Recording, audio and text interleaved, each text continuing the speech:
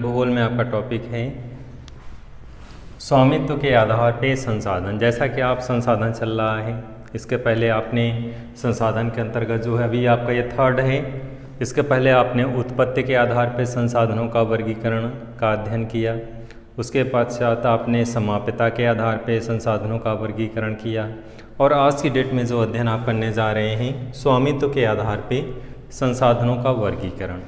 तो इस तरह से उत्पत्ति आपने अध्ययन कर लिया उत्पत्ति के आधार पे और समाप्यता के आधार पे आपने अध्ययन किया। आज आपका तीसरा है, तीसरा वर्गीकरण किसके आधार पे है आपका? स्वामित्व के आधार पे संसाधन। तो जैसा कि नाम से ही क्लियर है, स्वामित्व यानी स्वामित्व के आधार पे संसाधन, ऐसे संसाधन पर किसका नियंत्रण होगा, किसका स्वामित्व होगा, किसके आधिपत्य में होगा, वो संसाधन इस रूप में है। यानी किनके नियंत्रण के आधार पर इन संसाधनों का वर्गीकरण किया गया है। तो इस तरह से विषय वस्तु आज का है स्वामित्व के आधार पे किस संसाधन का स्वामित्व किसके अंदर होगा, संचालक इसका कौन होगा, इसके आधार पे वर्गीकरण है। चलिए विषय वस्तु स्टार्ट करते हैं और आगे बढ़ते हैं हम लोग। तो स्वामित्व के आधार पर संसाधन को 4 वर्गों में डिवाइड किया गया है, 4 भागों में रखा गया है। पहला है व्यक्तिगत संसाधन। फर्स्ट क्या है? व्यक्तिगत संसाधन। सेकंड है सामुदायिक संसाधन।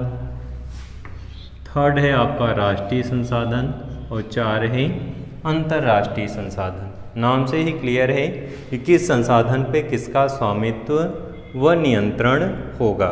तो 4 ऑप्शन हैं आपके, यानी स्वामित्व के आधार पे संसाधनों को कितने वर्गों में रखा गया है? 4 वर्गों में रखा गया है। डियर स्टूडेंट, प्रश्न एग्जाम में अलग अलग तरीके से पूछे जाते हैं। कभी पूछ लेता है स्वामित्व के आधार पे संसाधनों का वर्गीकरण कीजिए, या फिर अलग अलग क्वेश्चन आते हैं छोटे छोटे। व्यक्तिगत संसाधन क्या है, सामुदायिक संसाधन क्या है, राष्ट्रीय संसाधन क्या है, या अंतर्राष्ट्रीय संसाधन क्या है। इसी को दीर्घ में भी पूछ सकता है, इसी को शॉर्ट क्वेश्चन में भी पूछ सकता है। तो आप चूँकि वर्गीकरण जब जानते रहेंगे किसके अंतर्गत कौन सा संसाधन है, तभी ऐसे प्रश्नों को आप कर पाएंगे। तो इस तरह से आपका ये जो चारों व्यक्तिगत है, सामुदायिक है, राष्ट्रीय है और अंतर्राष्ट्रीय है, ये चारों किसके अंतर्गत है? स्वामित्व के आधार पे। बहुत ईजी है। स्वामित्व मतलब किसका नियंत्रण होगा, इसका स्वामी कौन होगा, किसका इसका अधिकार इस पर होगा। एकदम सरल शब्दों में समझें तो इस तरह से स्वामित्व के आधार पे संसाधनों को 4 वर्गों में रखा गया है। पहला क्या है? व्यक्तिगत संसाधन। पहला स्टार्ट करते हैं। व्यक्तिगत संसाधन स्पष्ट है, व्यक्तिगत मतलब निजी, नाम से ही क्लियर एकदम से है, वो समझना एकदम सरल है। वे संसाधन या ऐसे संसाधन जो निजी व्यक्तियों के हाथों में होते हैं। स्वाभाविक है, नाम से ही क्लियर है। व्यक्तिगत, व्यक्तिगत मतलब निजी, तो ऐसा संसाधन जिसका नियंत्रण व संचालन या किसके आधिपत्य में होगा? निजी व्यक्तियों के हाथों में, निजी संस्थाओं के हाथों में। तो इस तरह से अपने आप क्लियर हो गया। वे संसाधन जो निजी व्यक्तियों के हाथों में होते हैं व्यक्तिगत संसाधन कहलाते हैं। ऐसे संसाधन जिस पर आधिपत्य किसका हो, जिस पर नियंत्रण किसका हो? निजी व्यक्तियों के हाथ में। तो वे एक संसाधन क्या कहलाएंगे? व्यक्तिगत संसाधन कहलाएंगे। यानी उसको उस संसाधन पर आधिपत्य या वो किसके नियंत्रण में है, किसके हाथ में है? निजी व्यक्तियों के हाथ में है। तो क्या कहलाएगा? व्यक्तिगत संसाधन कहलाता है। जैसे बागान है, चरागाह है, तालाब है और कुएं का जल है। देखें कुछ चीज़ें दोनों में आएगा, सामुदायिक में भी आएगा और व्यक्तिगत में भी आएगा। तो बागान है, ये भी व्यक्तिगत है, चरागाह है, दोनों में आते हैं। लेकिन यहाँ पे व्यक्तिगत चूँकि अध्ययन आप कर रहे हैं तो इसको जाने। तो चरागाह है, तालाब है और कुएं का जल है। तो इस तरह से इनका जो है निजी व्यक्तियों के हाथ में स्वामित्व है, इसलिए ये क्या कहलाएगा? व्यक्तिगत संसाधन कहलाएगा। हम लोग दूसरा अध्ययन करेंगे। सेकंड है सामुदायिक संसाधन। नाम से ही स्पष्ट है, समुदाय, एक समूह का नियंत्रण। कुछ चीज़ों को आप आसानी से कर सकते हैं जब उस शब्दावली को एकदम समझ लेंगे, उसके सेंस को समझ लेंगे, क्या कह रहा है, इस शब्दावली का तात्पर्य क्या है। तो अपने आप कोई चीज़ रटने के बजाय अपने आप उस चीज़ को आप लिखना शुरू कर दोगे, क्योंकि आपको शब्दों को समझें क्या कह रहा है, हेडिंग क्या है।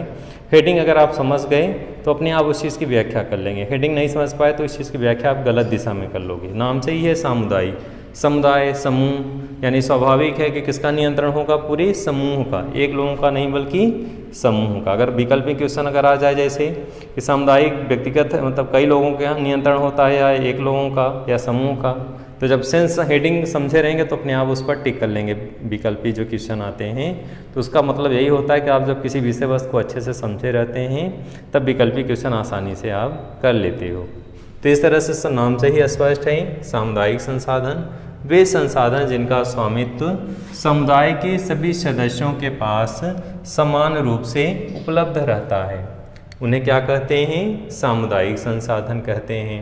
नाम से स्पष्ट है, सामुदायिक संसाधन जो किसी समुदाय के सभी व्यक्तियों के हाथ में उसका नियंत्रण होता है। तो ऐसे स्थिति को उसे क्या बोलेंगे? सामुदायिक संसाधन कहते हैं।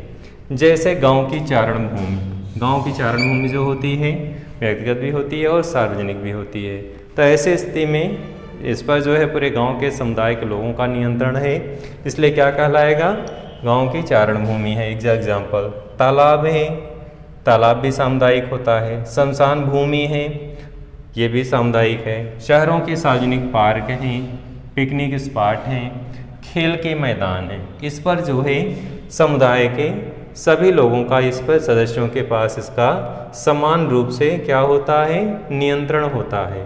तो ऐसे संसाधन को क्या कहते हैं? सामुदायिक संसाधन। एग्जाम्पल भी आप समझ गए कि क्या क्या है? तालाब है, शमशान भूमि है, शहरों में सार्वजनिक पार्क है, पिकनिक स्पॉट है और खेल के मैदान हैं, गांव की चारण भूमि है। ये सभी किसके अंतर्गत आएंगे? सामुदायिक संसाधन के अंतर्गत आएंगे। दोनों में अंतर समझते रहेंगे, व्यक्तिगत भी है और सामुदायिक भी है। तो इस तरह से व्यक्तिगत और सामुदायिक दो वर्गों में डिवाइड किया गया है। एक एग्जाम्पल के थ्रू समझाते हैं। जैसे हैंडपंप कुछ सरकारी भी होते हैं और कुछ निजी भी होते हैं ना। तो जो निजी होते हैं उस पर किसका नियंत्रण होता है? जो व्यक्ति अपना घर में लगवाता है उसका नियंत्रण होता है। और जो सार्वजनिक लगते हैं उस पर आप कोई भी यूज़ कर सकता है, उसको कोई मना नहीं कर सकता कि हम पानी नहीं भरने देंगे। तो आप ऐसे समझें कि कुछ चीज़ें ऐसी होती हैं जो सार्वजनिक होती हैं, उस पर अधिकार नियंत्रण सबका होता है, पूरे समुदाय का होता है। और जो व्यक्तिगत होता है उसका नियंत्रण किसका होता है? निजी व्यक्ति के हाथ में होता है। तो इस तरह से आप समझते रहें कि व्यक्तिगत संसाधन और सामुदायिक संसाधन। व्यक्तिगत का मतलब है व्यक्ति के किसी निजी व्यक्ति या व्यक्ति विशेष के हाथों में उसका अधिकार व नियंत्रण होता है, और सामुदायिक में समुदाय के सभी सदस्यों के पास उसका नियंत्रण व अधिकार होता है। जैसे कभी आपने एग्जाम्पल के थ्रू इसे समझा। अगला है राष्ट्रीय संसाधन। स्पष्ट है, राष्ट्रीय संसाधन से तात्पर्य है राष्ट्र से। और जब राष्ट्र की कोई चीज़ है, राष्ट्र की कोई धरोहर है, तो स्वाभाविक है कि उसका नियंत्रण फिर सरकार का होगा ना। स्पष्ट एकदम से है। राष्ट्रीय संसाधन तकनीकी स्तर पर देश में पाए जाने वाले संपूर्ण संसाधन राष्ट्रीय संसाधन हैं। इस संसाधनों पर देश की सरकार का कानूनी अधिकार होता है। तो राष्ट्र की सीमा के अंतर्गत भारत में जो भी राष्ट्रीय चीज़ें हैं, जो भी राष्ट्र की सीमा में जो भी चीज़ें पाई जाती हैं, उस पर किसका नियंत्रण होता है? भारतीय सरकार का, भारत सरकार का। उसके आधिपत्य में होता है, जब चाहे वो जैसा चाहे उस पर नियंत्रण कर सकता है। जो कोई भी चीज़ है सरकार का नियंत्रण होता है। तो राष्ट्र की सीमा के अंतर्गत जितने भी संसाधन हैं उस पर केंद्र सरकार का पूरा नियंत्रण होता है। इसके अंतर्गत क्या क्या चीज़ें हैं? तो जैसे खनिज है, खनिज संसाधन है, वन है एवं वन्य जीव, जल। ये राजनीतिक सीमा के अंदर जो संपूर्ण भूमि है इस पर जो है किसका अधिकार व नियंत्रण होता है? भारत सरकार का। तो इस तरह से राजनीतिक सीमा के अंतर्गत, उस परिधि के अंतर्गत जितनी भी चीज़ें हैं, खनिज पदार्थ है, जो भी चीज़ें पाई जाती हैं, वन संपदा है, जीव जंतु हैं, भूमि है, जितनी भी चीज़ें हैं वो सभी किसके अंतर्गत आएंगी? राष्ट्रीय सरकार के अंतर्गत आएंगी। अगला हम लोग अध्ययन करेंगे अंतर्राष्ट्रीय संसाधन। स्पष्ट है, अंतर्राष्ट्रीय का मतलब है वैश्विक लेवल पे नियंत्रण होगा, एक राष्ट्र का नहीं होगा बल्कि संपूर्ण राष्ट्रों का होगा। कैसे होगा इसको समझेंगे, पहले इसको समझ लें। इन संसाधनों पर संचालन व स्वामित्व का अधिकार अंतर्राष्ट्रीय संस्थाओं के पास रहता है। डियर स्टूडेंट, जैसा कि आप जानते हैं अंतर्राष्ट्रीय संस्था का मतलब होता है, जो एक एग्जाम्पल थ्रू समझेंगे, जैसे संयुक्त राष्ट्र संघ है, यह एक क्या है? अंतर्राष्ट्रीय संस्था है। तो अंतर्राष्ट्रीय संसाधन में जैसे जो मार्ग होते हैं वो किसी व्यक्ति विशेष का नहीं होता, उसका उपभोग विश्व के सभी देश करेंगे। जैसे समुद्री जल मार्ग होते हैं तो उसका नियंत्रण किसका होगा, उन अंतर्राष्ट्रीय संस्थाओं के अंतर्गत नियंत्रण होगा और वो डिसाइड करेंगे ये सार्वजनिक प्लेस है, इसके ऊपर कोई अधिकार व नियंत्रण स्थापित नहीं करेगा। इसका उपयोग सभी लोग करेंगे, सभी देश करेंगे आवागमन के लिए। तो इस तरह से समुद्री जहाज जो आते जाते हैं उसका उपयोग सभी लोग करेंगे। नहीं कोई देश अपना पूरा एरिया अपने अंडर में ले ले कहते हम किसी का आवागमन नहीं जाने देंगे, किसी जहाज़ को नहीं जाने देंगे। तो ऐसे स्थिति में संयुक्त राष्ट्र संघ जैसे एक संस्था, वैसे बहुत सारी अंतर्राष्ट्रीय संस्थाएं हैं, इनका नियंत्रण इस पर होता है और वे निर्धारित करते हैं कि इसका उपभोग कैसे और क्यों किस रूप में किया जाएगा। तो अंतर्राष्ट्रीय सीमा, अंतर्राष्ट्रीय संसाधन में इसका संचालन किसके स्वामित्व किसके अधिकार में होता है, अंतर्राष्ट्रीय संस्थाओं के पास रहता है। तट रेखा से 200 किलोमीटर दूरी के बाद खुले महासागरीय संसाधनों पर किसी देश का अधिकार नहीं होगा। कुछ अंतर्राष्ट्रीय नियम होते हैं कि 200 सीमा के बाद जो खुले महासागरीय प्लेस हैं उस पर सार्वजनिक यूज होगा, किसी व्यक्ति विशेष का नहीं होगा। तो यहाँ पे भी वही स्थिति है कि 200 किलोमीटर दूरी के बाद खुले महासागरीय संसाधनों पर किसी देश का अधिकार नहीं होगा। इन संसाधनों का उपभोग अंतर्राष्ट्रीय आधिकारिक संस्थाओं की सहमति के बाद ही क्या होगा, संभव होता है।